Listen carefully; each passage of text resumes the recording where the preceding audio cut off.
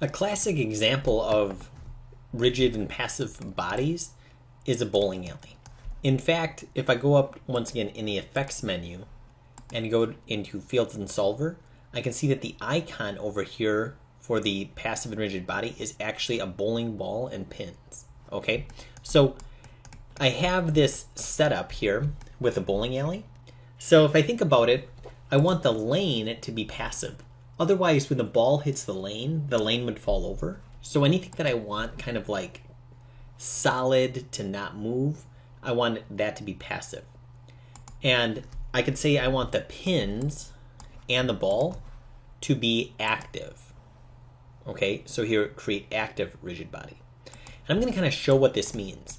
So I'm going to select the ball here, and I made that an active rigid body. And I can see over here in the channel box, because I made it a rigid body, I have all of these additional controls. Okay, things like initial velocity, spin, weight, or the mass, and all that stuff.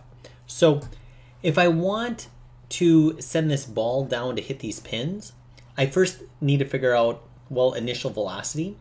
So if I look at my my move tool, if I select the ball, I'm going to look at these manipulators, and I can press plus or minus to make them bigger or smaller. And I can see that the green handle is associated with Y if I look at the compass in the corner here. The red is associated with X. And the blue is associated with Z. Okay? Now if you have one selected, that one will be yellow. I just clicked on one of these to make it so I could see all the colors. And also these are going to point in the positive direction. So this would be positive Y. Negative Y would be down. This would be positive X. Negative X would be this way. This would be positive Z. Negative Z would be this way. Okay, so if I want to send the ball towards those pins, I can see that it would be Z, and I can also see that it would be negative Z. Okay, so that means that I can go initial velocity Z. Let's say if I put in negative 100. And I'm going to give myself 500 frames here. There we go. I'm going to rewind to the beginning and then hit play. Okay, cool. So it hits it, but it looks like maybe we're playing bowling in outer space, right? There's no gravity. So what I could do is this. I could, let's say if I could add gravity to the scene. So if I go up to here and if I go to add gravity, let's see what happens. So now if I rewind and hit play, okay, it still looks like we're playing in outer space, right? And that's because this gravity, even though it's in our scene, is not attached to anything. So what I can do is I can select all the pins, select the ball, and then hold down Control and select gravity in the outliner. And then I can go up here to Fields and Solvers, and I can say Assign to Selected. Now the ball and the pin should have gravity on. So if I rewind and hit play, okay, there we go. So now they fall down, they have gravity, and we can start to see that that's working. Okay, and I got a strike, by the way. That's pretty cool. Okay, so I'm just going to move this ball over and see what happens. So if I move it over here, well, I'll move it way over here.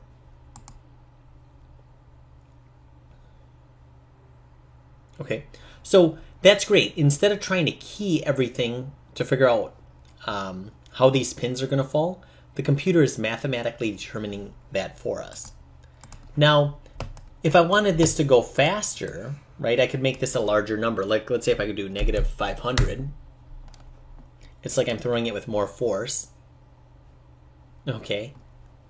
I'm going to leave it at 100, though, negative 100. And remember, it's negative because that's the direction that I want to throw it.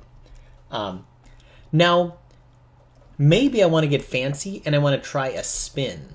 So maybe if I go over here and I want it to spin that way. Well, you can see that I can go here and I can see that the red, once again, it's X, the green is Y, and the blue is Z. Okay, so if I go like this, and if you're kind of confused, I could take the ball and I could say that I want it to spin this way, and I can see up here it's changing that, and I can see that that is a positive direction. And if I move it this way, I can see that that's moving it in a negative direction. Okay, and I'm just hit Control Z to undo that. So I know that I want rotate Z in a positive direction. So I'm going to say initial spin Z. Let's try 100.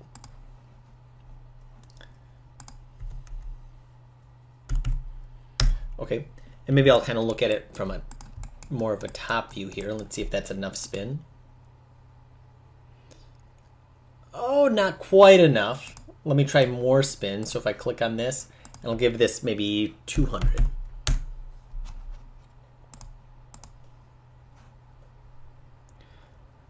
Oh, getting closer. Okay, I'll try 500.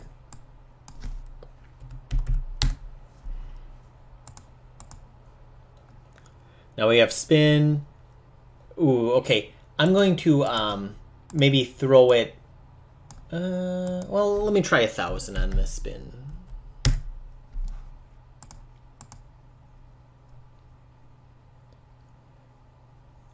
Okay, almost there.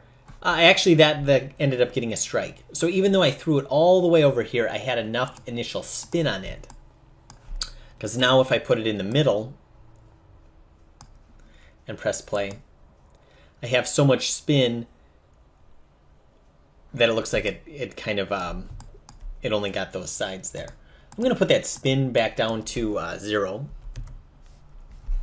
And now, other things that I could do is play with the mass of the object. So let's say if I select the bowling pins, okay, and let's see, if I select all the bowling pins and go over here and change the mass, let's say to 10. Now, if I click on this pin, I can see the mass is set to 10. Okay, 10, and good, it changed it for all of them that I had selected. Now if I rewind and hit play, okay, you can see that the pins are now heavier, right?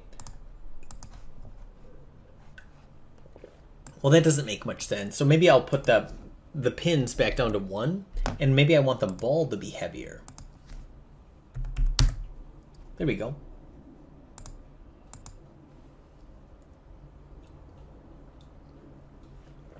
Okay, now you could get really precise and figure out what the ratio of the weight of the pin to the ball and have it as, you know, kind of as accurate as you need it to be.